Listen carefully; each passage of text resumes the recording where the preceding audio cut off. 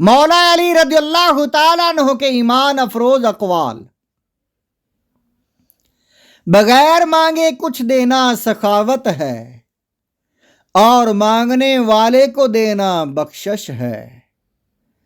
گناہوں کی دنیاوی سزا یہ ہے کہ عبادت میں سستی ظاہر ہوتی ہے، روزگار میں تنگی پیدا ہو جاتی ہے، لذت میں قلت واقع ہو جاتی ہے، اور حلال کی خواہش اسی شخص میں پائی جا سکتی ہے جو حرام کمائی چھوڑ دینے کی مکمل کوشش کرتا ہے۔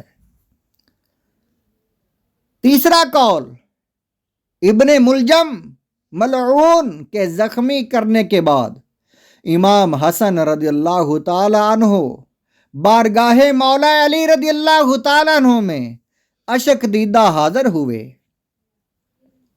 تو مولا علی رضی اللہ تعالی عنہ نے اپنے لخت جگر سے فرمایا: بیٹا، 8 باتیں یاد رکھنا۔ سب سے بڑی دولت عقل مندی ہے، سب سے زیادہ افلاس محتاجی، بے وقوفی و حماقت ہے۔ یہ لفظ حمایت غلط لکھا ہوا ہے۔ سب سے زیادہ وحشت و گھبراہٹ تکبر ہے، سب سے زیادہ بزرگ و کرم خوش اخلاقی اور اچھا کردار ہے۔ عالم کو کسی مسئلے کی دریافت پر جب وہ اس مسئلے میں ناواقف ہو، جواباً یہ کہنے میں عار محسوس نہیں کرنی چاہیے کہ اللہ بہتر جانتا ہے کہ میں اس مسئلہ میں ناواقف ہوں۔ صبر و ایمان کی مثال سر اور جسم کی سی ہے۔ جب صبر جاتا ہے تو ایمان بھی رخصت ہو جاتا ہے۔ اسی طرح جب سر جدا ہو گیا تو جسم کی قوت بھی بالکل ختم ہو جاتی ہے۔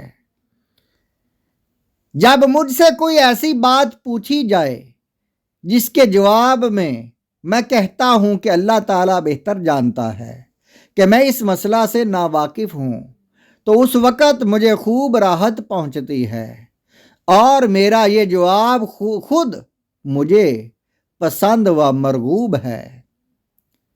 8واں قول حضرت علی کرم اللہ تعالی وجہ الکریم کا: لوگوں میں عدل و انصاف کرنے والے پر واجب ہے کہ دوسروں کے لیے پسند کرے وہی اپنے لیے پسند کرے۔ اللہ تعالیٰ مولا علی رضی اللہ تعالی عنہ کے درجات بلند فرمائے اور ان کے مزار پر انوار پر اپنی رحمت و رضوان کی بارش فرمائے۔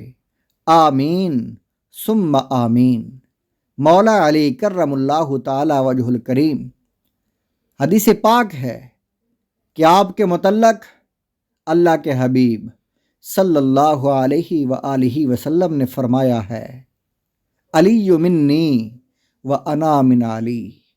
علی مجھ سے ہے اور میں علی سے ہوں۔